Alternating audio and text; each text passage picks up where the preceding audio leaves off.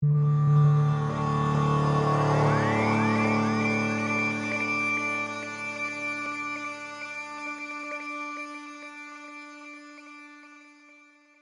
ravi de vous retrouver pour un nouvel entretien avec un membre du think tank Économie Santé. Jean-Marc Coursier, vous êtes médecin et directeur des relations médicales à la Générale de Santé qui est un groupe de cliniques et hôpitaux privés. Alors, le thème de réflexion du think tank Économie Santé cette année, c'est la coordination des soins. Donc ce qui vous importe le plus, je dirais, dans les discussions qu'on a eues, c'est que si on veut faire de la coordination, ça a un coût. Il faut tout de suite parler d'efficience économique et aussi d'efficience médicale. Alors, qu'est-ce que vous entendez par là? L'idée de se dire, c'est que la coordination, il faut d'emblée, quand on parle de coordination des soins, considérer l'aspect économique. On sera beaucoup plus audible, beaucoup plus crédible si on part dans cette dimension économique. La coordination peut également être un levier pour pouvoir justement remettre à plat un certain nombre de grands principes de notre financement, et notamment peut-être d'arrêter de morceler ces circuits de financement en globalisant, en intégrant beaucoup plus d'actions et donc beaucoup plus d'acteurs. Ce que vous voulez dire, c'est que la coordination doit être source d'économie? La coordination, elle peut être source d'économie. Est-ce qu'elle doit être source d'économie? Elle doit probablement être source d'économie, oui. Ça c'est clair. Et mais de facto, c'est que je veux dire que si on élargit l'assiette, hein, on va notamment intégrer des choses qu'on n'intègre jamais. La prévention, l'éducation thérapeutique et donc la coordination des soins. Et donc en élargissant, on intègre ça. Et pour pouvoir maintenant être sur une base de ce financement, il faut se dire que oui, il faut un financement, qu'il soit absolument en termes d'efficience économique, c'est-à-dire mieux faire avec moins, mais pour mieux faire avec moins, en médecine, il n'y a pas 36 solutions, il y en a une, c'est que ce soit basé sur de l'efficience médicale. Qu'est-ce que c'est que de l'efficience médicale? C'est quelque part la protocolisation, en tout cas des choses beaucoup plus protocolisées dans la prise en charge, c'est indispensable. Vous voulez élargir le financement, donc trouver de nouveaux financements pour favoriser cette coordination des soins. Et la protocolisation, c'est faire selon un schéma, selon des règles bien précises. Est-ce que les professionnels de santé sont prêts à appliquer des protocoles?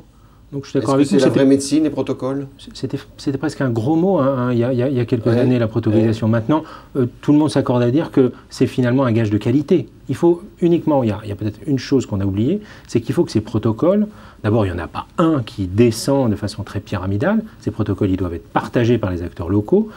Ils doivent être pas forcément nationaux. Hein. Les protocoles, ça peut tout à fait se considérer sur un territoire donné, et pas uniquement des choses très descendantes au niveau national. Quand on dit protocole, on dit recommandation. Et on sait bien que les recommandations établies par les sociétés savantes, la haute autorité de santé, que ce soit pour les médecins, les pharmaciens, les infirmiers, c'est très peu suivi. Alors comment faire en sorte que cette protocolisation, cette rationalisation peut-être de la médecine, comment faire pour que ça avance, toujours dans le cadre de la coordination des soins?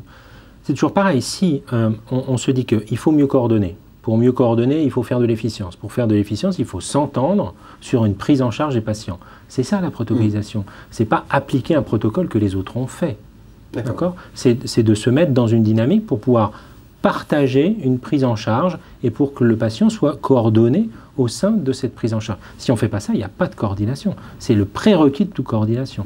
Et que le prérequis de toute coordination, c'est la protocolisation partagée sur le territoire, et que ça, c'est le prérequis pour que ce soit pour que le tout fasse de l'efficience, comme on dit, économique. Alors, on a un financement plus large, on a une protocolisation, mais est-ce qu'il y a des outils qui sont importants pour la coordination des soins? Alors, les 2 ou 3 les plus importants pour avancer, parce que ça fait 20 ans qu'on parle de coordination, de coopération des professionnels de santé autour du patient.